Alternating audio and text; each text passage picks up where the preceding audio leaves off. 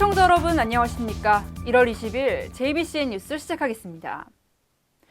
공제광 평택시장의 공약사항인 평택 브레인시티 사업이 순조롭게 가는가 했더니 또 급제동이 걸렸습니다. 얼마 전 평택시가 행정자치부 중앙투자심사위원회에 올린 재검토에 대한 서류가 아예 심사조차도 못 거치고 반려됐기 때문인데요. 주민들의 분노는 또다시 폭발했습니다. 이에 대한 주민설명회가 어제 열렸는데 결국 이렇다 할 해결책은 나오지 않았습니다. 지난해 11월 행정자치부 중앙투자심사위원회에서 내린 재검토 내용은 크게 4가지입니다. 불확실한 성균관대 유치 방안을 세우고 평택시가 책임져야 할 미분양 용지 매입 확약 조건을 폐지하거나 아니면 대폭 완화 방안을 세우라는 거였습니다. 또 특수 목적 법인, 즉 SPC 취약성에 대한 해결 방안과 사업 지연 등으로 인한 민원 발생 최소화를 주문한 겁니다. 이에 대해 평택시는 미분양 용지 매입 부담 규모를 기존 3,800억 원에서 2,950억 원으로 축소하고 SPC 취약성에 대한 방안으로 당초 자본금 5억에서 50억 원으로 상향 조정했습니다. 마찬가지로 성균관대 총장을 만나 신캠퍼스 조성 의지가 담긴 내용과 해당 지역 이주 대책 등을 담은 내용을 지난 4일 중앙투자심사위원회에 올렸습니다. 하지만 열흘도 안 돼 돌아온 건 반려 통보였습니다. 아예 심의위원회 심사조차 받지 못한 겁니다. 이와 관련해 어제 송탄동 사무소에선 평택시가 주관한 주민설명회가 마련됐고 이 자리엔 지역 정치인들까지 함께했습니다.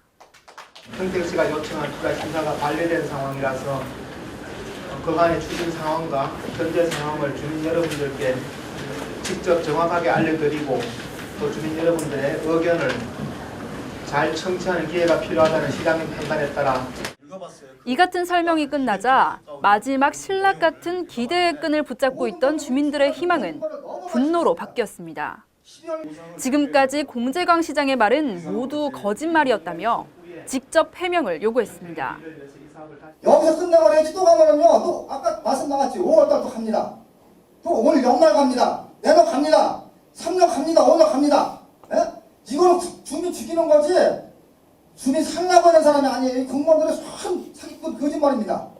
주민들은 또 불보듯 뻔한 일이 아니었냐며 애초부터 행정소송과 관련한 대책을 평택시가 철저하게 준비하지 못한 결과라고 목소리를 높였습니다. 다 할 것처럼 얘기해놓고 와서 시민세들 받아주지 못하고 뭐 소송이 어떤 소송인 거 다 알고 있었지 않습니까? 시장님도 알고 있었던 문제가 이제 와서 터진 것뿐인데 나보라 하고 말이야.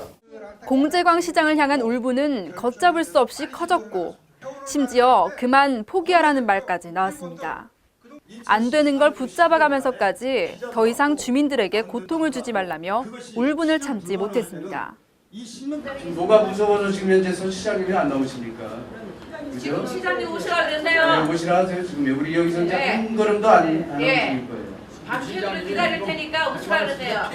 한 가구당 3억 베이스로 해서 책정을 해서 나눠주세요. 대신 땅 평수로 나눠서 이분에게 배분해주면 깨끗하게 끝날 일이에요. 평택시는 조속히 소송을 종결하고 오는 5월에 있을 2차 투자 심사가 가능하도록 하겠다는 입장만을 되풀이했습니다. 저희 입장에서는 소송 해결과 또 투자 심사를 통과를 하기 위한 어떤 상황, 조치 이런 것들이 준비가 필요한 사항들입니다. 수많은 유혈 사태와 주민의 목숨까지 잃게 한 평택 브레인시티 사업. 계속되는 비극 속에 언제쯤이면 평택시와 평택 주민 모두가 웃음을 되찾을 수 있을지 가늠하기조차 어려운 상황입니다. 네, 다음은 간추린 뉴스입니다. 이계한 전 국회의원이 어제 평택시청 브리핑실에서 기자회견을 열고 4.13 총선에서 평택을 선거구 국민의당 후보로 출마한다고 밝혔습니다. 이계한 예비후보는 새누리당 독주체제에 제동을 걸어 정치와 경제, 교육, 사회보장제도 등 국가의 정상적 기능을 복원하겠다며 출마 동기를 밝혔습니다. 이어 평택의 지속가능한 성장과 발전을 위한 5대 전략과 10대 과제도 발표했습니다. 최근 저의 저서 5대 전략에는 20개 이상 산업단지 구성을 통한 신성장 도시 입지 구축과 동아시아 신성장 관문도시 건설 등이 포함되어 있으며 10대 과제에는 경기도와 충청권 산업 연계를 통한 지역 경쟁력 강화의 내용이 담겨 있습니다. 현대자동차 CEO 출신의 제17대 국회의원을 지낸 이 예비후보는 안철수 의원이 추진하고 있는 신당, 국민의당에 합류할 계획이라고 전했습니다. 평택을 위해 일하는 평택 최고의 일꾼이 될 수 있는 기회를 주십시오. 마음을 다해, 뜻을 다해, 그리고 힘을 다해 최선을 다하겠습니다. 경기 안성시가 농업인과 생산업체의 판로 개척을 위해 안성맞춤 농협, 그리고 동남아 한국식품수입상 연합회와 3자 간 협약을 체결했습니다. 협약에 따라 안성시는 농식품 생산을 위한 행정 지원을, 안성맞춤 농협은 고품질 농식품 생산을, 그리고 동남아 한국식품수입상 연합회는 외국 시장 개척에 앞장서게 됩니다. 안성시는 이번 협약이 농업인과 생산업체의 실질적 소득 향상의 기회를 제공하고 농산물 해외 판로 개척에도 주춧돌 역할이 될 것으로 기대하고 있습니다.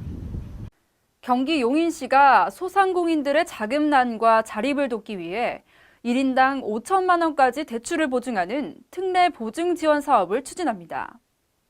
용인시와 경기신용보증재단이 함께하는 이번 사업은 5억 원을 출연해 영세 소상공인들이 최대 5천만 원을 무담보, 저리로 창업자금과 운영자금을 대출받을 수 있게 하는 겁니다.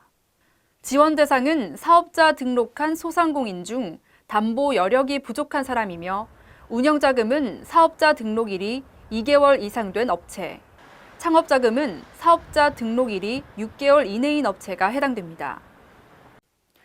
요즘같이 한파가 몰아칠 때 가장 걱정되는 것, 바로 수도관과 계량기 동파인데요. 묵은 보온재를 새로운 보온재로 바꿔 채워주는 것이 좋고 외부는 덮개로 한 번 더 막아주는 것이 좋습니다. 장기간 외출 땐 욕조 수도꼭지를 틀어놔야 수도관이 어는 것을 예방할 수 있고요. 또 계량기가 얼었을 때는 따뜻한 물수건으로 감싸 녹이는 것이 안전합니다. 꼭 기억해 두시고 한파로 인한 피해를 예방하시기 바랍니다. 이만 JBCN 뉴스 마칩니다. 시청해주신 여러분 고맙습니다.